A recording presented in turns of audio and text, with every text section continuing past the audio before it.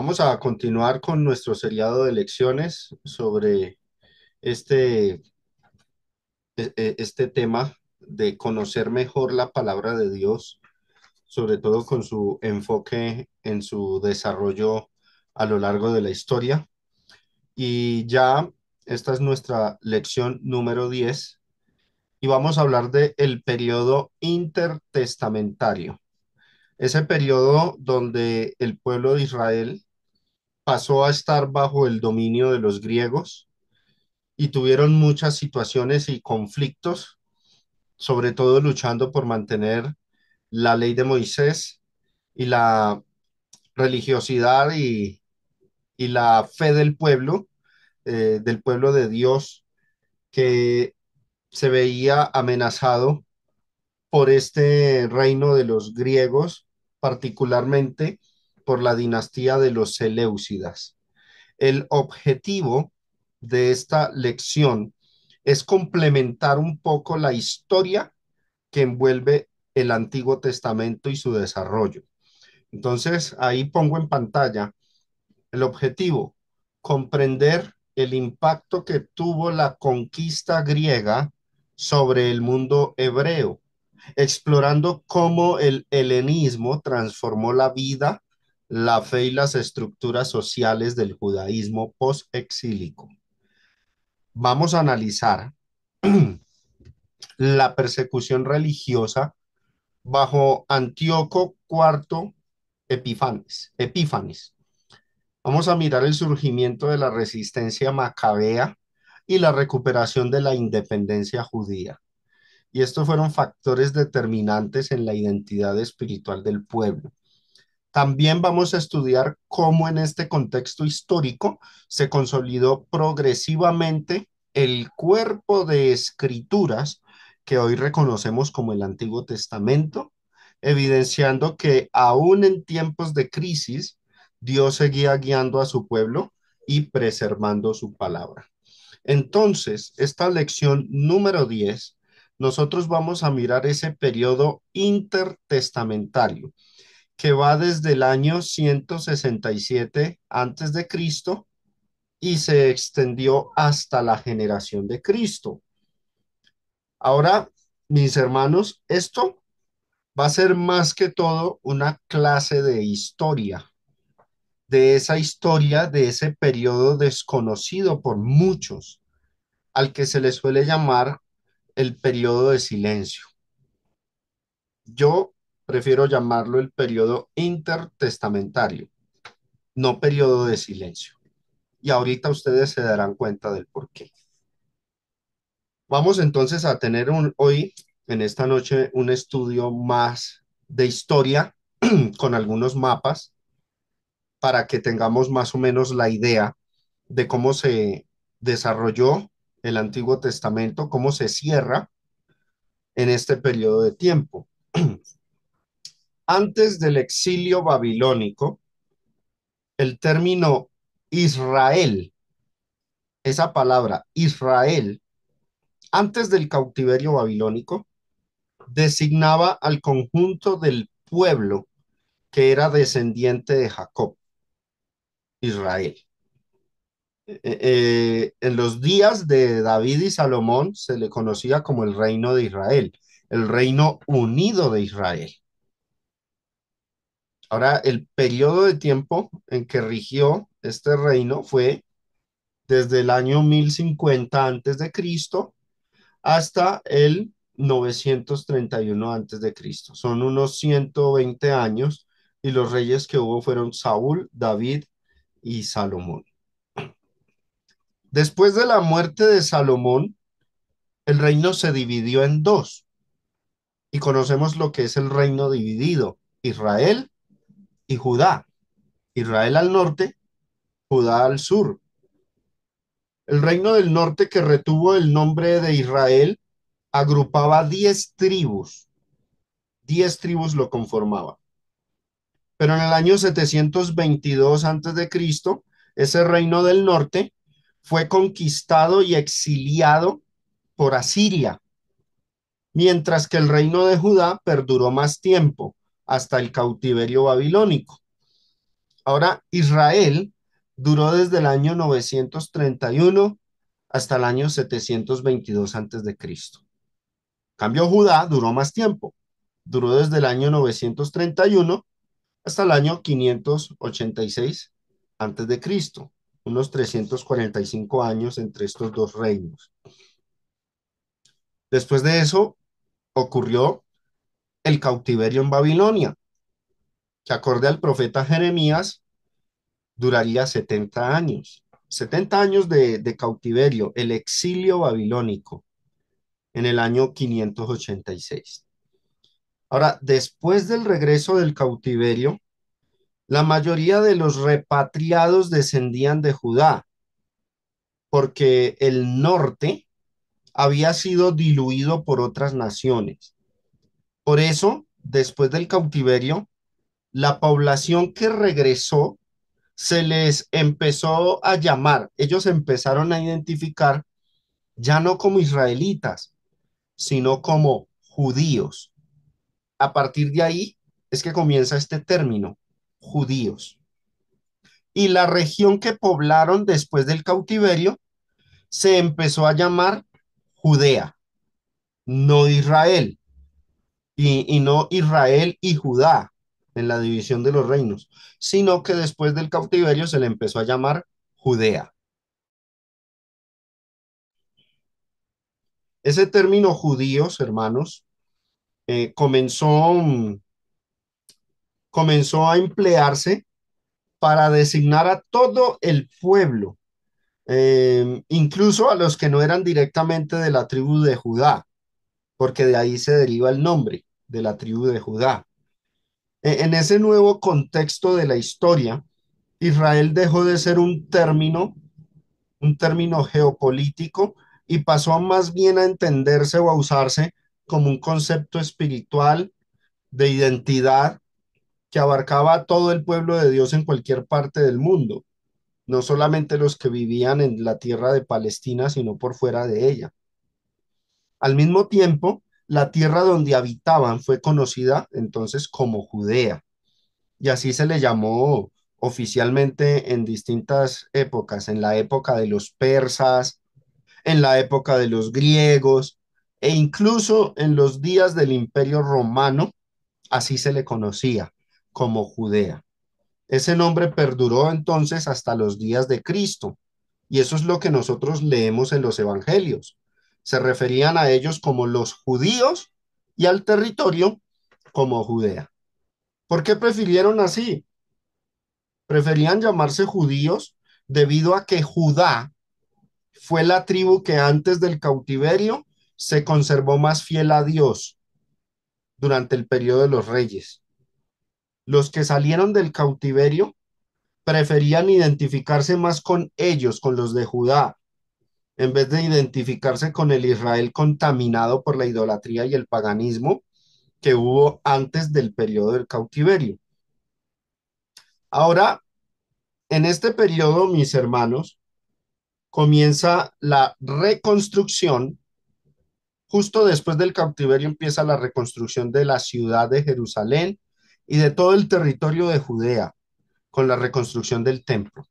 Ahí, en ese tiempo, los judíos empiezan a restaurar.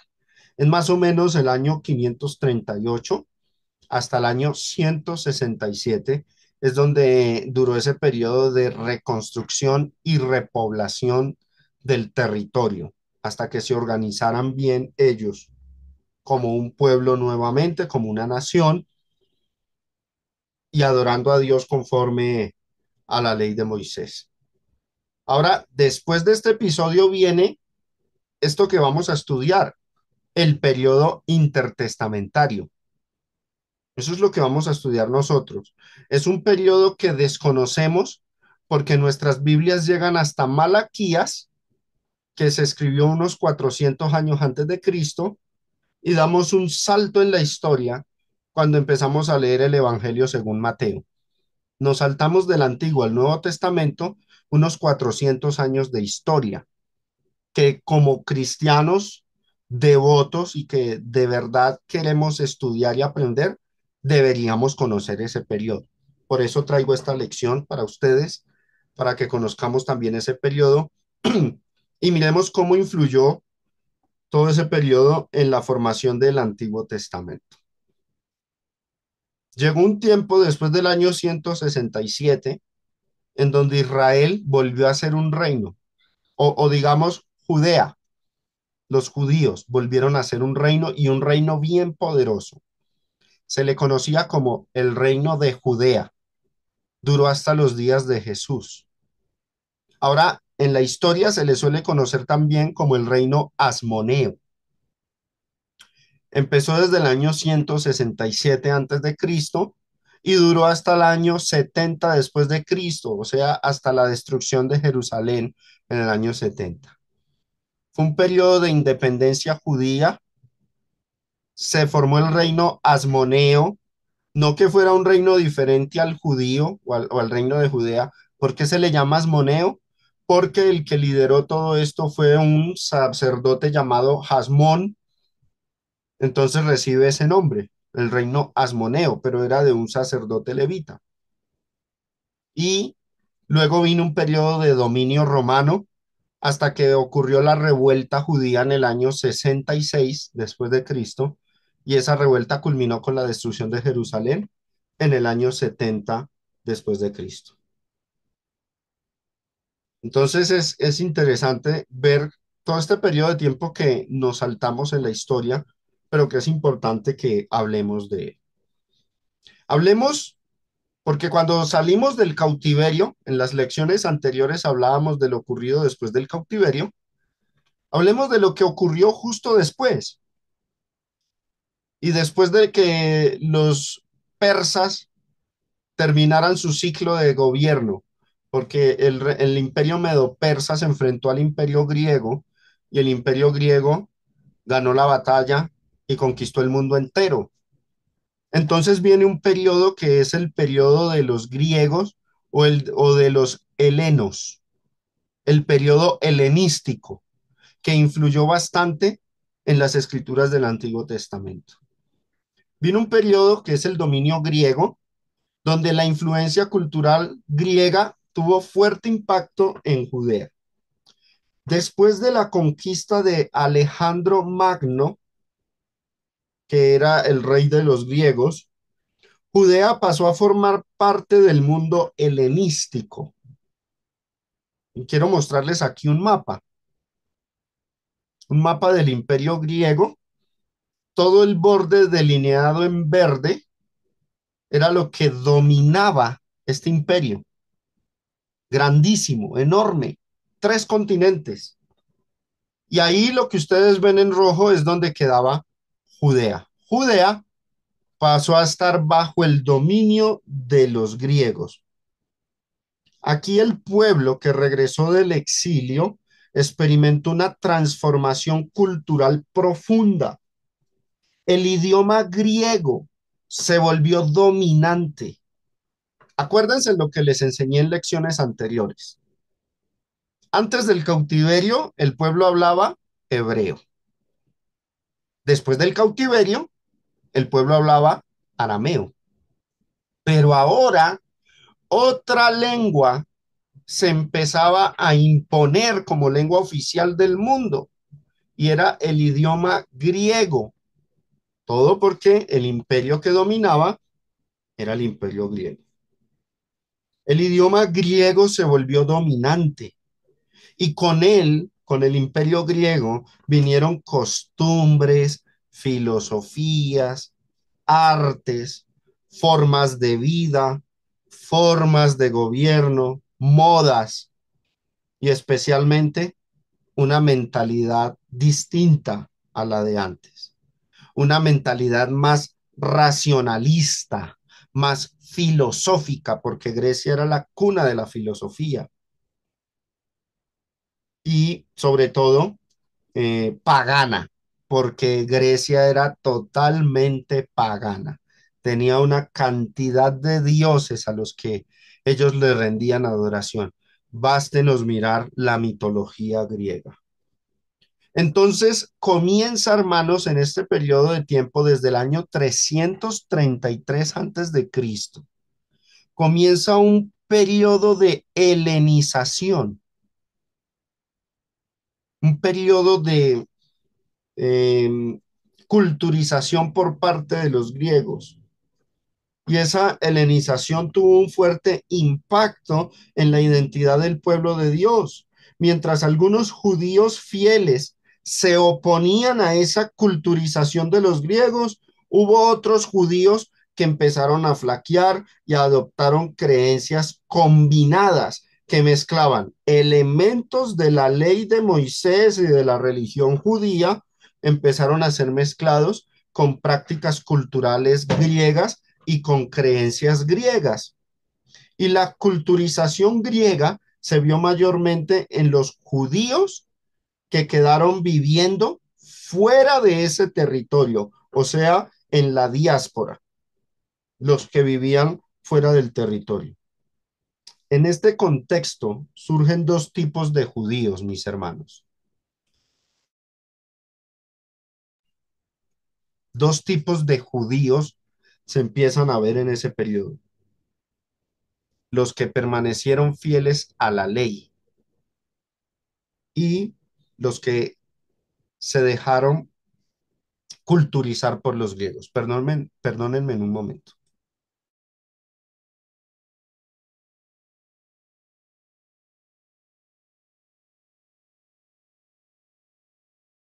Ok, volvemos. En este periodo de tiempo surgieron dos tipos de judíos, los que permanecieron fieles a la ley y los que se acomodaron a la cultura griega. Se les llamaba hebreos y helenos. Esa distinción, mis hermanos, duró hasta los tiempos de los apóstoles. Miremos lo que dice el libro de los Hechos en el capítulo 6, versículo 1. En aquellos días, como creciera el número de los discípulos, hubo murmuración de los griegos contra los hebreos, de que las viudas de aquellos eran desatendidas en la distribución diaria. Cuando aquí el texto dice que hubo murmuración de los griegos contra los hebreos, no tenemos que interpretar como a veces a algunos les pasa, que creen que la discrepancia ocurría entre judíos, o sea, los hebreos, y gentiles, a los que identifican como griegos. No es así. ¿Por qué? Porque a los gentiles, aquí en el capítulo 6 todavía no se les había predicado el evangelio. A ellos se les viene a predicar por primera vez es en el capítulo 10 y ahí se nos narra la historia de Cornelio. Aquí estamos es en Jerusalén, estamos dentro de Judea y estamos en la iglesia de Jerusalén. Y dentro de la iglesia de Jerusalén, conformada solamente por judíos, hubo una disputa entre griegos y hebreos. ¿Qué significa eso? Judíos helenos, judíos helenistas que vivían en la diáspora, que fueron educados conforme a la cultura griega, y judíos hebreos, o sea, los que fueron criados única y exclusivamente dentro del territorio de Judea y que no se dejaron culturizar por los griegos. Ya ustedes sabrán que ese celo religioso que tenían los fariseos y los judíos hebreos los hacía rechazar o tener cierta distancia con los judíos griegos, algo parecido a lo que pasaba entre samaritanos y judíos, aunque este problema era de menor escala, ya que los judíos griegos de todas maneras seguían guardando la ley de Moisés y visitaban Jerusalén para adorar a Dios conforme a la ley, mientras que los samaritanos no. Entonces, la disputa que hubo fue entre dos facciones de judíos, unos que eran los griegos. Ahora, el texto original en griego del Nuevo Testamento no dice griego, dice helenos contra los hebreos. Entonces, ambos grupos, hermanos, eran de raíces judías, pero se distinguían mayormente por el idioma. Los judíos hebreos, perdón, los judíos griegos eran en su mayoría descendientes de la diáspora judía que había vivido en regiones helenizadas, o sea, dominadas por los griegos, como Egipto, Asia Menor y Grecia. Su manera de ver la vida estaba más influenciada por la cultura griega. Aunque ambos seguían la ley de Moisés, esas diferencias generaban tensiones dentro de la comunidad judía. Y los otros eran los judíos hebreos. Estos judíos eran nativos de Judea, estaban profundamente arraigados a las costumbres judías, al templo, hablaban arameo y el uso litúrgico en las sinagogas dentro de este territorio, el idioma que hablaban era el hebreo. Entonces, eran más, digamos, se consideraban una raza o generación o linaje más fiel que los judíos griegos. Esa era la diferencia que había en los tiempos de Pablo y los apóstoles, como vemos en Hechos 6.1, pero que la historia venía de antes, desde que empezó el imperio griego a ejercer dominio sobre todo el territorio de Judea. Ahora les voy a mostrar un mapa. Los judíos hebreos, ¿dónde vivían? En Judea y en algunas regiones de alrededor. O sea, este era el lugar donde los que moraban ahí se consideraban judíos hebreos. Ahora, había comunidades judías helenistas, pero ellas estaban esparcidas por todo el imperio griego. Ahí donde ustedes ven las indicaciones de ubicación, generalmente había una sinagoga o varias sinagogas en esas ciudades. Las sinagogas era donde se reunían estos judíos de las comunidades helenistas y estudiaban las escrituras. Por eso es que ustedes ven que el apóstol Pablo, cuando viajaba a Cilicia, Galacia, Capadocia, Tesalónica, siempre se topaba con judíos y siempre entraba a una sinagoga de judíos, porque la religión judía estaba esparcida por todo el mundo greco-romano. Entonces, es interesante ver que Judea, después del cautiverio, no fue solamente esto que les muestro ahí, no fue solamente esa parte, sino que después había comunidades judías helenistas por varias partes del mundo antiguo. O sea, estaban esparcidos, bastante esparcidos. Incluso hasta en Roma había sinagoga de los judíos. Ahora, esos judíos eran judíos helenos. Su idioma era el griego y estaban culturizados por los griegos. Después de la conquista griega, hubo un periodo de tensión entre los griegos y los judíos, y fue el periodo donde hubo problemas entre el rey Antíoco y la revuelta judía, que desembocó en esa revuelta judía en el año 164. Uno de los momentos más oscuros del periodo helenístico fue la opresión ejercida por Antíoco Epifanes.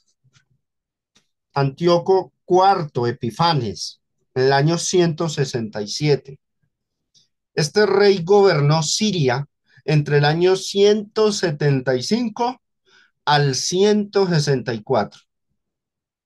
Su ambición no solo fue controlar políticamente a Judea, sino borrar toda la religión de todos los pueblos que él conquistaba. Él quería acabar con todas las religiones e imponer la religión griega en cada ciudad, pueblo, nación que conquistaba. Para Antíoco, entonces, la fe judía era un obstáculo para mantener la unidad del imperio.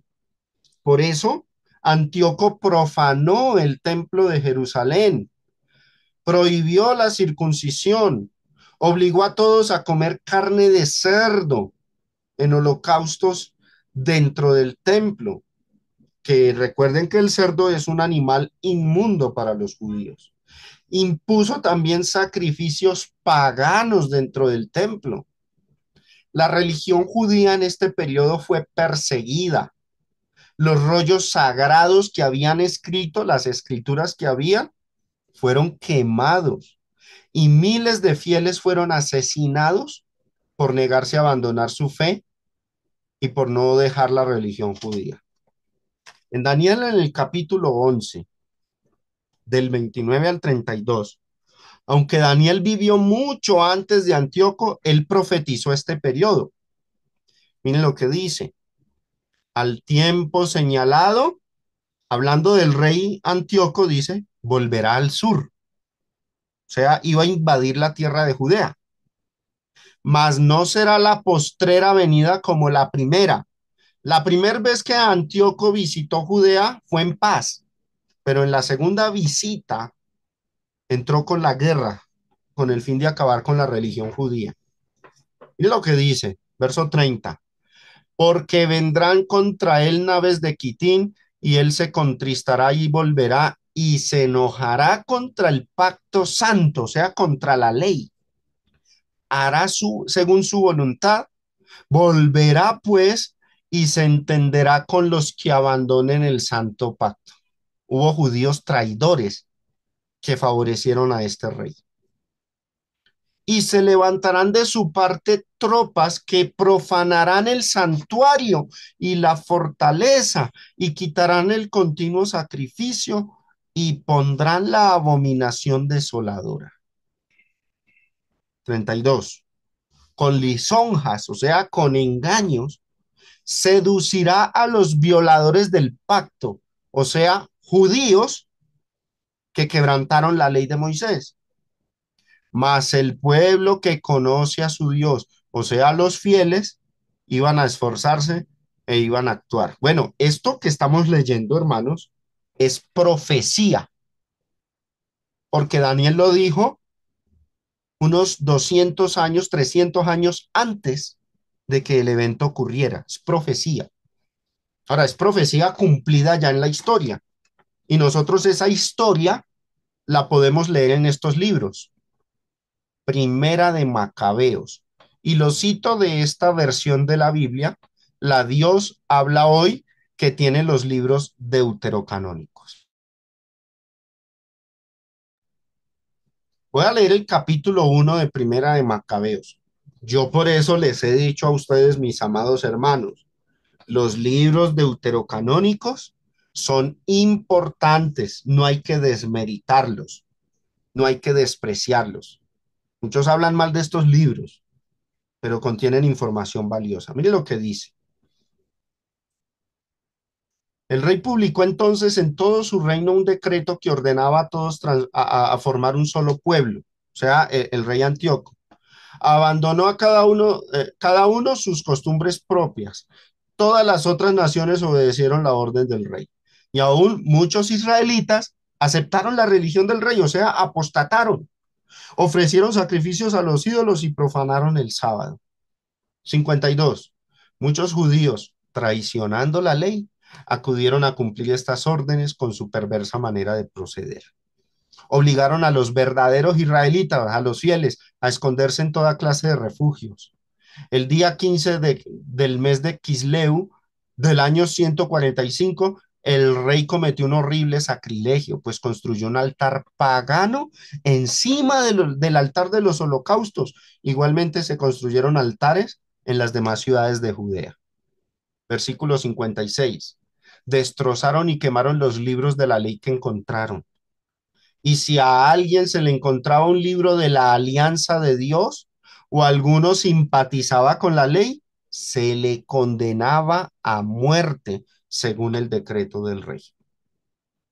Así, usando de la fuerza, procedía esa gente mes tras mes contra los israelitas que encontraban en las diversas ciudades. Hasta que un sacerdote llamado Matatías mató a un soldado de los griegos proclamando una revuelta contra los griegos y contra las tropas de Antíoco. En el siglo segundo, cuando Antíoco Epifanes inició esa enemistad con los judíos, el pueblo judío se levantó en guerra contra los seleucidas, buscando la libertad, la independencia, y en ese contexto de opresión religiosa y cultural apareció Matatías, un sacerdote que rehusó ofrecer sacrificios paganos, sacrificios de cerdos en el templo santo, y en un acto por el celo que él tenía por la ley de Moisés, asesinó a un oficial de Antíoco y huyó a los montes junto con sus hijos, algo parecido a lo que hizo Moisés con el soldado egipcio. Y desde allá se organizaron él y sus hijos e iniciaron una revuelta, organizaron un ejército. Y Matatías tenía un hijo llamado Judas Macabeo. Ahí ya sabemos de por qué los libros de los macabeos. Judas Macabeo era hijo de este sacerdote. Se le apodaba, Macabeo no es el apellido, sino el apodo. Ese término significa el martillo de Dios. Él asumió el liderazgo de ese ejército que se enfrentó a Antíoco y los judíos lograron muchas victorias contra las tropas de Antíoco y culminaron en la purificación y reconquista de la ciudad de Jerusalén y del templo en el año 164. Ese evento, hermanos, marcó el inicio de una festividad conocida como Hanukkah.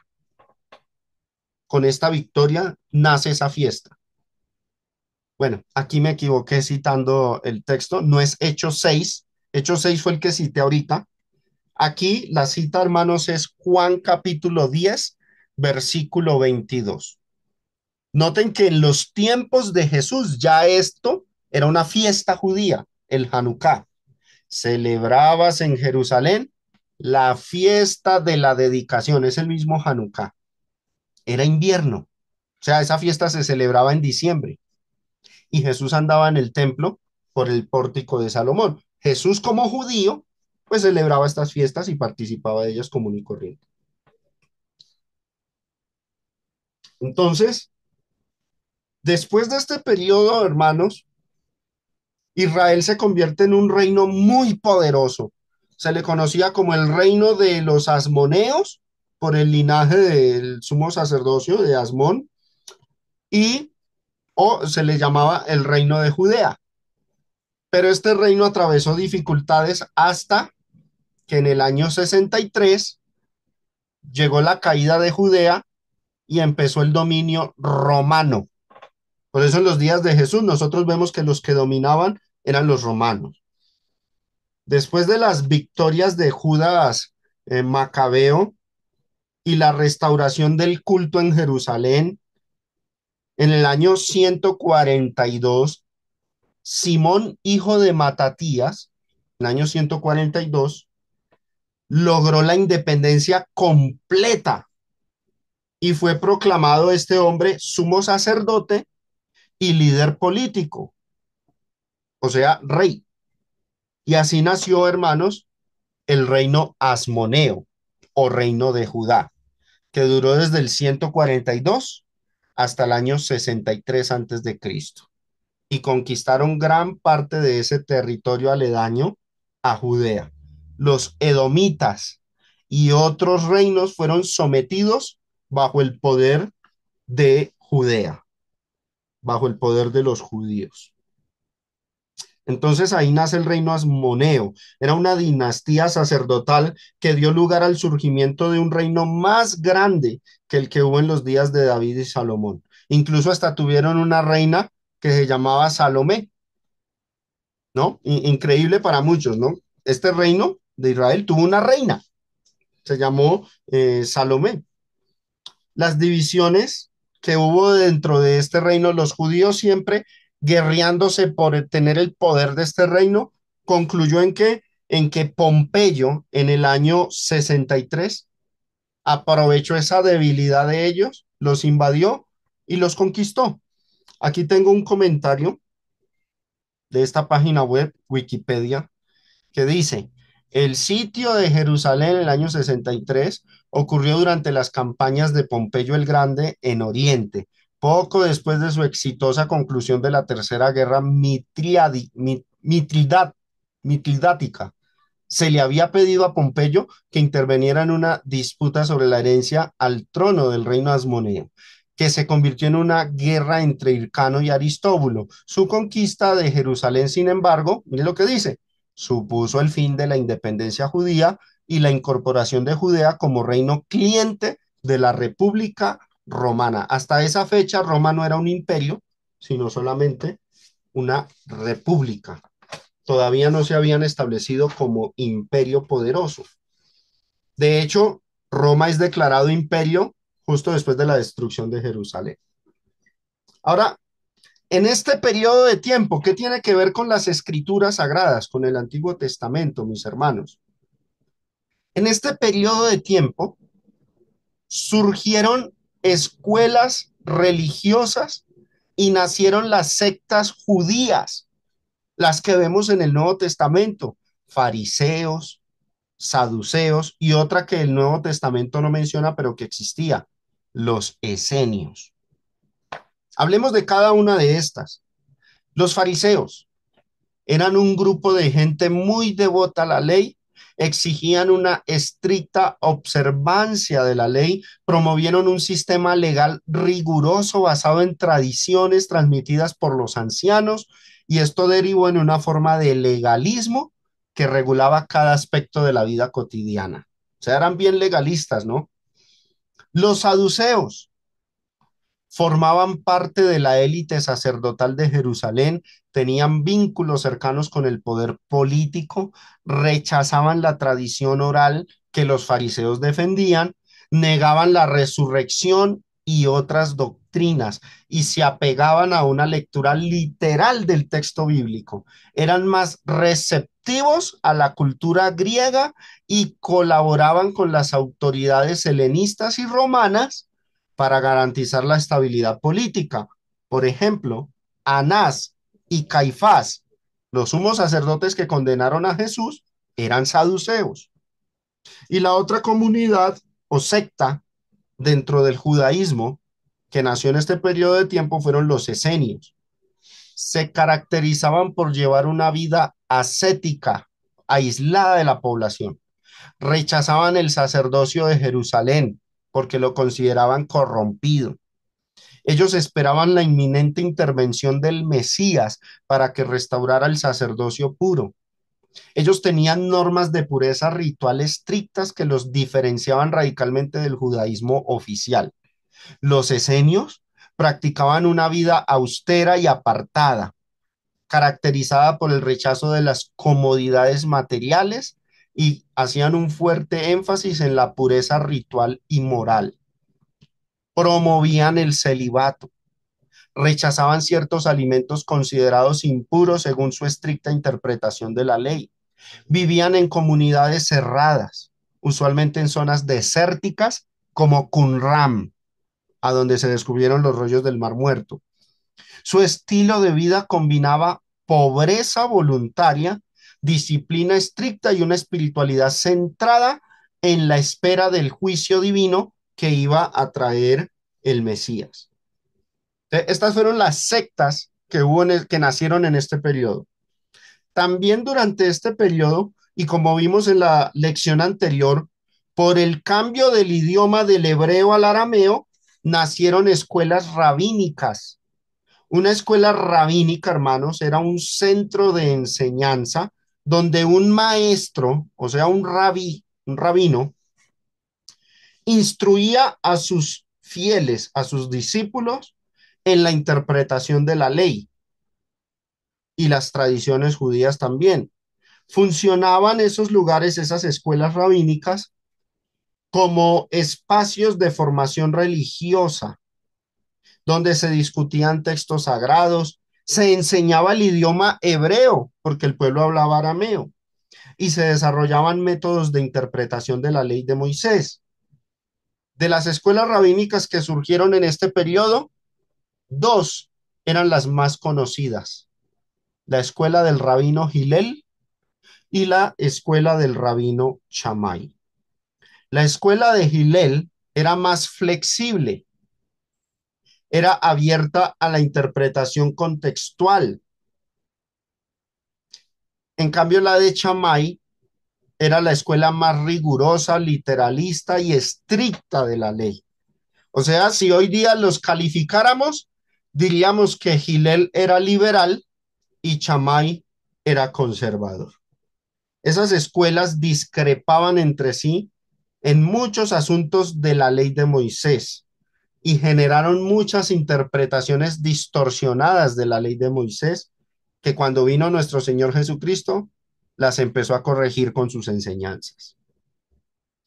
En este periodo de tiempo, mis hermanos, también se elaboró esta traducción de la Biblia del Antiguo Testamento, la Septuaginta. Uno de los desarrollos más significativos del periodo posexílico fue la aparición de una traducción griega de las escrituras que estaban en hebreo. Era conocida como la Septuaginta. Se le conoce también con esas siglas LXX, el número 70. Esta obra, de valor incalculable para la historia, no se hizo en Judea, no nació allá, sino que nació en la diáspora judía, en la ciudad de Alejandría. O sea, en Judea, donde estaban los judíos hebreos, allá no se hizo esta traducción, sino que se hizo en una ciudad griega, Alejandría. Ahí, rabinos judíos tradujeron el Antiguo Testamento hebreo al griego. Y esa es la Septuaginta. Allá en Alejandría vivía una comunidad judía helenizada, o sea, ya culturizada por los griegos. Y como casi todas las sinagogas fuera de Judea hablaban griego, la pregunta era, ¿cómo enseñarles la ley? Bueno, lo que hicieron fue traducir el Antiguo Testamento hebreo y lo tradujeron al idioma griego. Se cree que fueron 72 ancianos los que tradujeron. La orden la dio incluso no un judío, sino un rey griego llamado Ptolomeo II Filadelfo. Ahora, él no dio la orden porque creyera en Dios y le gustara la religión judía. Resulta que en Alejandría estaba la biblioteca más grande del mundo y él lo que quería era que esos libros quedaran formando parte de su biblioteca. Por eso sufragó los gastos de traducción y pues los rabinos judíos helenos empezaron a traducir del hebreo al griego el Antiguo Testamento. Primero empezaron traduciendo el Pentateuco, luego se tradujeron los profetas, luego los demás libros y oído. Esta traducción, la Septuaginta, tenía los deuterocanónicos, o sea, los que yo les estoy leyendo a ustedes de primera y segunda de Macabeos. Los últimos que se tradujeron fueron los deuterocanónicos. Algunos estaban originalmente escritos en griego, pero otros libros deuterocanónicos estaban originalmente en hebreo y entonces se les hizo el proceso de traducción. Todo esto desde el siglo III antes de Cristo y culmina más o menos cuando viene la conquista romana. Ya para esas fechas ya había todo el Antiguo Testamento traducido al idioma griego y esta traducción contenía el Pentateuco, los profetas, los demás libros y los deuterocanónicos. Esas eran las escrituras del Antiguo Testamento que se leían en todas las sinagogas que estaban por fuera de Judea. Y algunos libros deuterocanónicos, porque hay evidencia arqueológica, se leían incluso en las sinagogas dentro del territorio de Judea porque estaban escritos en hebreo. Entonces, además de esto, háganse una pregunta, mis hermanos.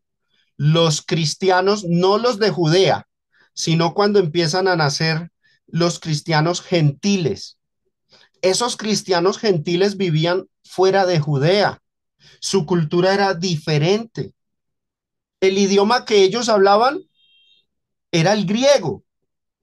La pregunta es, ¿qué Biblia estudiaron ellos, los primeros cristianos, los del primer siglo? Bueno, el Antiguo Testamento que estos cristianos leían era la Septuaginta, porque era la traducción que estaba en griego. Ellos no sabían hebreo, mucho menos iban a leer las escrituras hebreas. Leían, era la traducción al griego, la Septuaginta, la que hicieron los rabinos judíos helenos. Profetas e inspiración en este periodo. El periodo intertestamentario de 400 años de silencio, yo les dije al principio que no me gusta llamarlo 400 años de silencio y lo tacho, vuelvo y lo tacho. ¿Por qué no?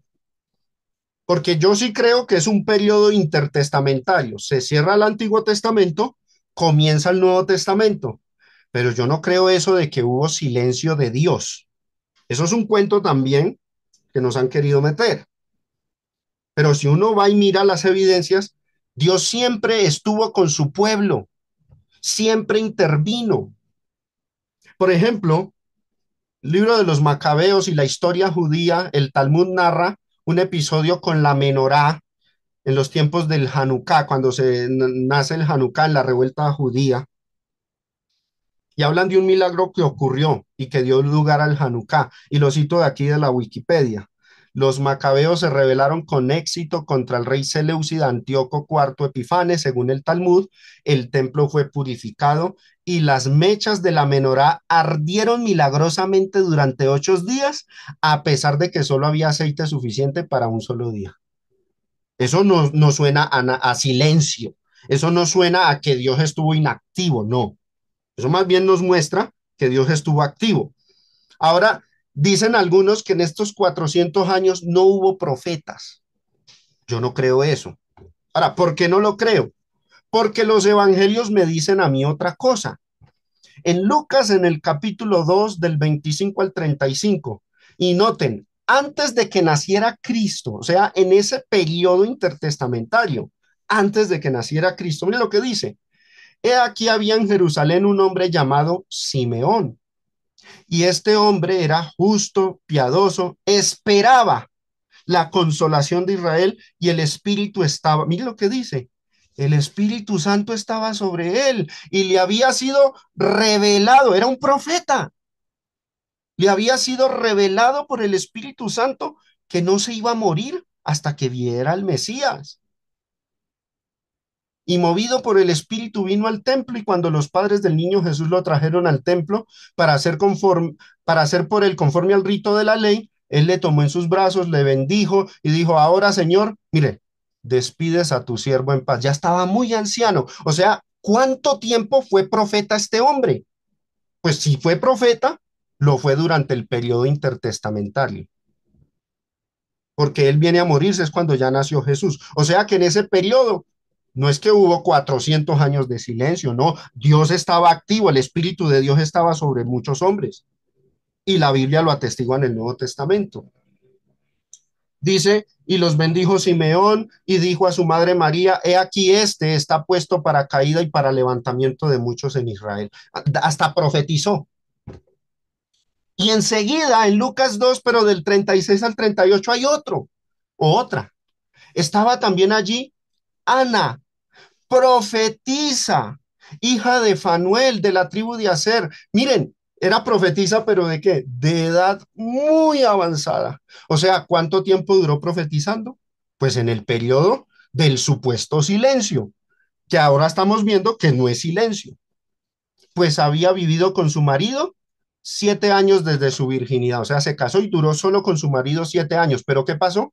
El marido se murió y era viuda hacía 84 años, pero era profetisa en ese periodo de supuesto silencio y no se apartaba del templo sirviendo de noche y de día con ayunos y oraciones. Esta, presentándose en la misma hora, daba gracias a Dios y hablaba del niño a todos los que esperaban la redención en Jerusalén. En ese periodo se escribieron los libros deuterocanónicos, Primera de Enoc, Tobías, Judí, Sabiduría, Eclesiástico, Primera y Segunda de Macabeos. Segunda de Timoteo 3. Pablo, escribiéndole a Timoteo, que era griego, bueno, Timoteo era hijo de madre judía, pero no era una madre judía muy devota que digamos, porque Timoteo no estaba circuncidado ya de adulto. Y a Pablo le tocó circuncidarlo cuando lo llevó a Jerusalén, ¿no? Ustedes ya saben esa historia. Mira lo que le dice. Ahora, Timoteo dice, desde la niñez había sabido las escrituras. Timoteo, siendo griego, ¿qué escrituras leía? La Septuaginta, ¿no? Que eran las escrituras griegas. Desde la niñez ha sabido las sagradas escrituras, las cuales te pueden hacer sabio para la salvación, que es por la fe en Cristo Jesús. Y luego Pablo le dice, toda la escritura, toda es inspirada por Dios y útil para enseñar, para redarguir, para corregir, para instruir en justicia, a fin de que el hombre de Dios sea perfecto, enteramente preparado para toda buena obra. Y Jesús, hablando del mismo Antiguo Testamento, dijo, escudriñen las escrituras, porque a vosotros os parece que en ellas tenéis la vida eterna, y ellas son las que dan testimonio de mí. Ellas hablan de Cristo. Ellas muestran que Jesús es el Mesías, pero estos judíos anticristianos querían negar eso y se vieron impulsados incluso a cambiar algunos textos del Antiguo Testamento. Gracias a Dios contamos con la Septuaginta, que es la que saca esas dudas, y contamos con los rollos del Mar Muerto que demuestran el escrito original del Antiguo Testamento, que no fue alterado como lo hicieron los masoretas. Culminamos con, como es de costumbre, con preguntas reflexivas.